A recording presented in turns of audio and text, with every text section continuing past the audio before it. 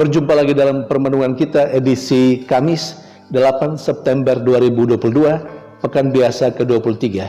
Hari ini adalah pesta kelahiran Santa Perawan Maria. Bacaan-bacaan liturgi hari ini, bacaan yang pertama dari kitab Nubuat Mika bab 5 ayat 1 sampai 4a, dan bacaan Injil dari Injil Matius bab 1 ayat 1 sampai 16, ayat 18 sampai 23. Ada dua pokok penting yang mau saya sharingkan pada kesempatan ini. Yang pertama, yang berkenaan dengan pesta hari ini, kelahiran Santa Perawan Maria. Bagaimana sih ceritanya dalam gereja Katolik sampai termuat dalam kalender liturgi Katolik? Dan yang kedua, kita renungkan sedikit mengenai kedua bacaan liturgi hari ini dihubungkan dengan pesta kelahiran Santa Perawan Maria. Poin pertama, pesta hari ini, kelahiran Santa Perawan Maria.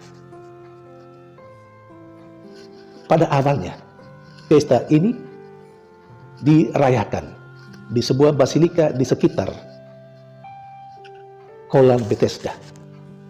Karena menurut tradisi, disitulah rumah orang tua dari Santa Perawan Maria, yakni Santo Yoakim dan Santa Ana. Kemudian perayaan kelahiran Santa Perawan Maria lebih berkembang lagi dan dibawa ke Roma, dirayakan di Roma, terutama oleh Paus Sergius yang pertama.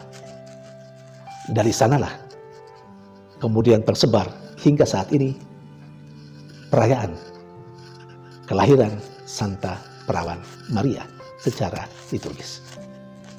Itu poin pertama. Poin yang kedua, dari kedua bacaan liturgi hari ini, ketika kita dalam pesta kelahiran Santa Perawan Maria, kedua bacaan liturgi hari ini menurut hemat saya sedikit sekali menyinggung atau menyentuh hal yang berkenaan dengan kelahiran Santa Perawan Maria. Nama Maria memang disebut, tetapi itu tidak menjadi pokok utama dari kedua bacaan liturgi hari ini.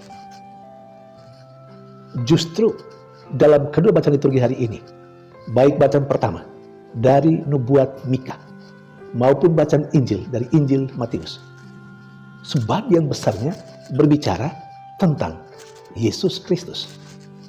Dalam bacaan pertama dari Nubuat Mika misalnya, diceritakan di situ bahwa dari Bethlehem akan lahir seorang yang akan memimpin bangsa Israel, yang kemudian dalam bacaan Injil disebut sebagai Yesus Kristus, Allah yang menjadi manusia.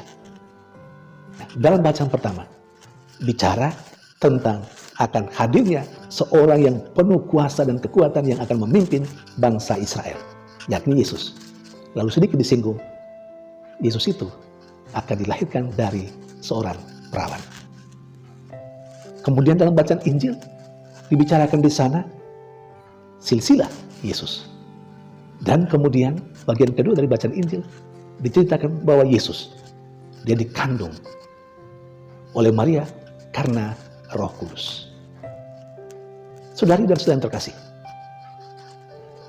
itu yang menarik menurut saya, yang dipestakan secara liturgis kelahiran Santa Perawan Maria, tetapi fokus bacaan liturgi hari ini yakni Yesus Kristus.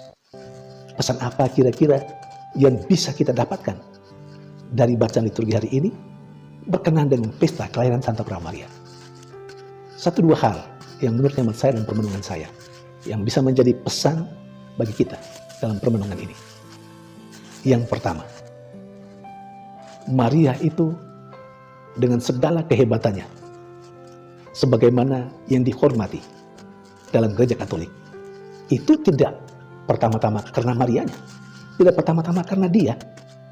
Semuanya terjadi atas diri Maria, termasuk kelahirannya dan berbagai macam hal yang diyakini yang dihayati dalam gereja Katolik, semua itu karena Kristus.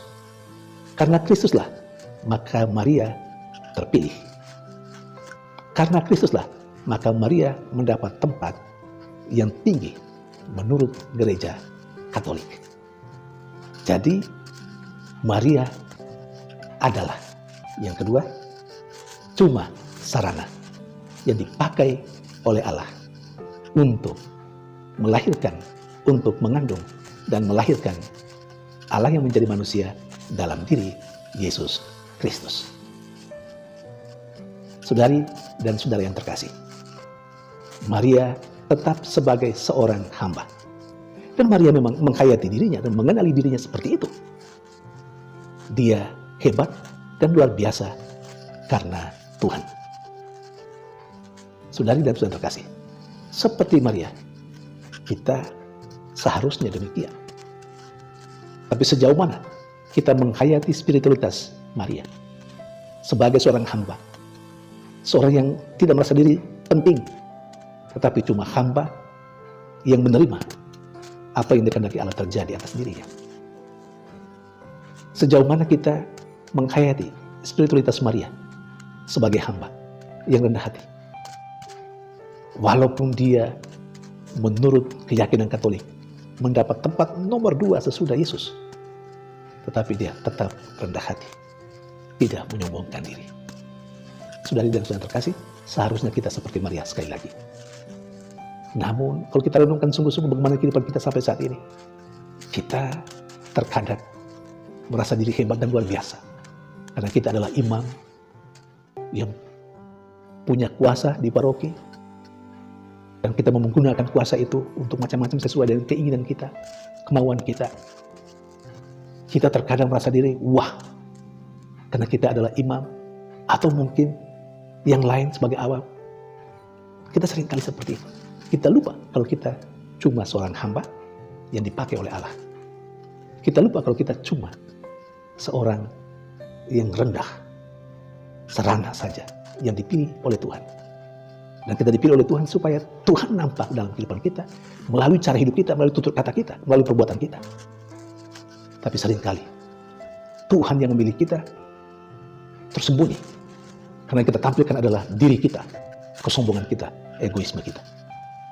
Semoga pesta kelahiran Santa Prawan Maria menjadi inspirasi bagi kita untuk menghayati spiritualitas Maria yang tetap menyadari bahwa dia cuma sarana yang dipakai oleh Allah, bahwa dia cuma hamba yang menerima semua yang terjadi atas hidupnya menurut kehendak Tuhan. Tuhan memberkati.